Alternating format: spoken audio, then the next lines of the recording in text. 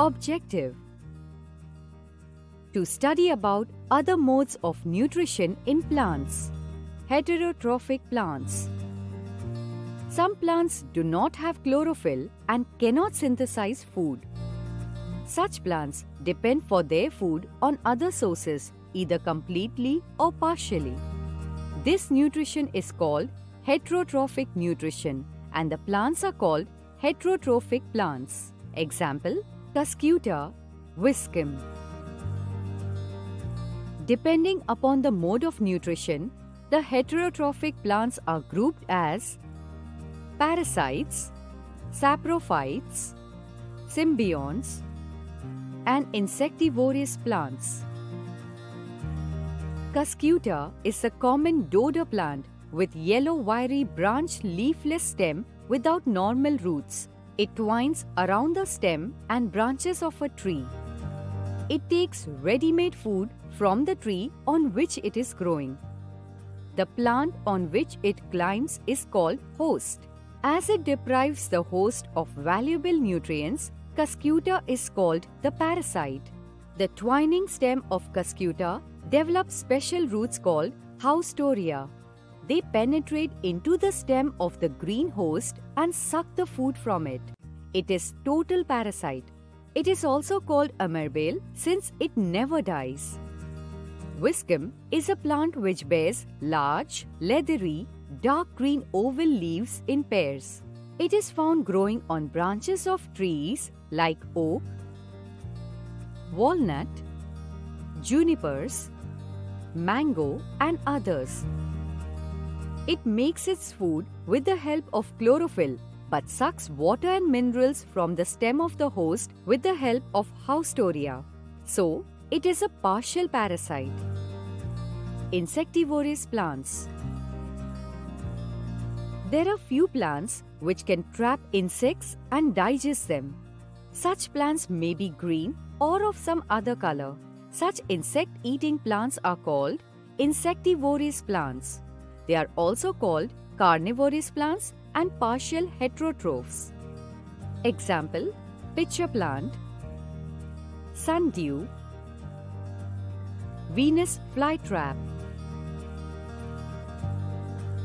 Pitcher plant has pitcher or jug-like structure, which is a modified part of leaf. The apex of the leaf forms a lid. It can open and close the mouth of the pitcher. Inside the pitcher, there are hairs which are directed downwards. When the insect lands in the pitcher, the lid closes and the insect gets trapped and entangled into the hair. The insect is digested by the digestive juices secreted in the pitcher. Its nutrients are absorbed by the plant. Pitcher plant contains chlorophyll.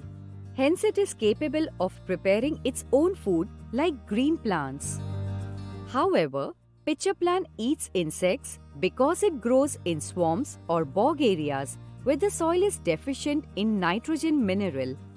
So, to fulfill its nitrogen requirement, it traps the insects and utilizes their proteins. Saprophytes. Saprophytes are plants which obtain their food from dead and decaying plant and animal bodies. Sapro means rotten and phyte means plant. Example: fungi.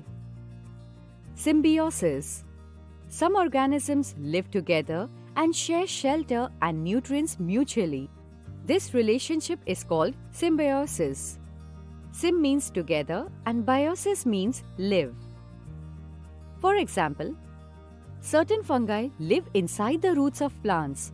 The plants provide nutrients to the fungus, and in return, the fungus provides water and certain nutrients. This makes a soil fertile. Example: mycorrhizae. A bacterium named Rhizobium makes its home in the nodules on the roots of leguminous plants such as beans, peas, etc. It has the ability of fixing nitrogen from air into oxides of nitrogen. These are nutrition for green plants and also make the soil fertile. Thus, rhizobium supplies mineral nutrition to the host plant and in exchange obtains water and carbohydrate from the nodules. In organisms called lichens, an alga and a fungus live together. The fungus provides shelter, water and minerals to the alga. In return, alga provides food to the fungus as it has chlorophyll to prepare food. As a result, both are benefited.